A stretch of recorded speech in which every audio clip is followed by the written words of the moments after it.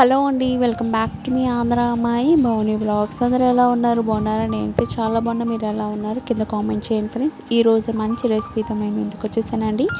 అదేనండి, చక్కెరలు మన ఇంట్లో చాలా ఈజీ మెథడ్లో చూపిస్తానండి. కరకరలాడే చక్కెరలు పక్కా కొలతలతో ఎక్కడ స్కిప్ చేయకుండా వీడియో ఎన్ని వరకు చూడండి. మీకు కూడా యూస్ఫుల్ అవుతుందని అనుకుంటున్నాను.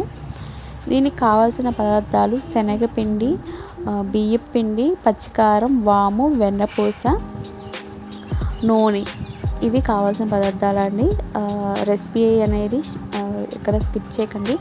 మెజర్మెంట్ అనేది ఒక కప్పు, ఏ కప్పుతో తీసుకున్నారో ఆ కప్పుతో శనగపిండి ఒకటి, బియ్యం పిండి ఒకటి, ఈ రెండు వేసుకోవాలండి. వేసుకున్న తర్వాత టేస్ట్కి తగ్గట్టుగా ఉప్పు, కారం, పచ్చికారం వేసుకోవాలి ఫ్రెండ్స్. అండ్ వామ్ కూడా వేసుకుంటారండి. ఈ విధంగా వామ్ అనేది నలిపి వేసుకోవాలి. వామ్ ఎందుకు వేస్తున్నామంటే శనగపిండి అనగానే తొందరగా అరుగుదల అవ్వదు కాబట్టి ఇది డైజెషన్ కోసం మనం వామ్ అనేది వేస్తారండి.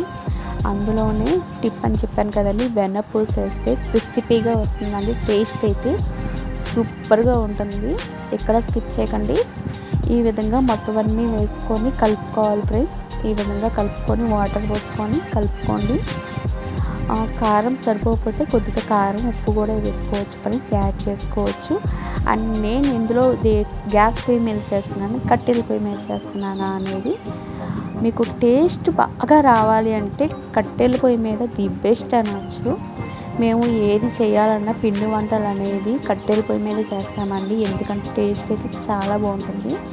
ఈ విధంగా పొయ్యి అంటించుకొని ఒక బాండీ పెట్టుకొని దాంట్లో ఆయిల్ వేసుకోవాలండి. నూనె మీకు సరిపడా మీరు వేసుకోండి. నేనైతే కొంచెం తగ్గించి కేజీ నూనె వేసేసానండి.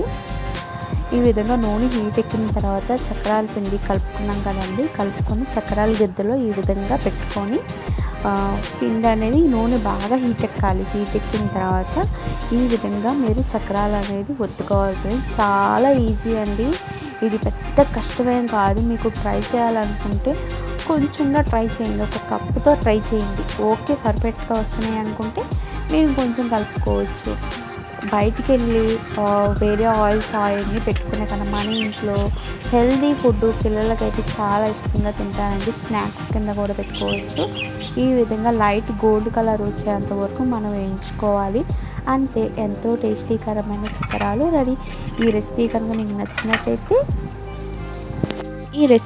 మీకు నచ్చినట్టయితే మీరు కూడా ట్రై చేస్తుంటే నాకు కింద కామెంట్ చేయండి. ఈ వీడియో కనుక మీకు నచ్చినట్టయితే ప్లీజ్ లైక్ చేయండి, షేర్ చేయండి, కామెంట్ చేయండి.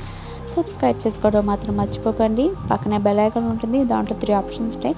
ఆల్ అని ట్యాప్ చేసి రోజు పెట్టే మంచి వీడియోస్ నోటిఫికేషన్ వస్తుంది. Thank you for watching.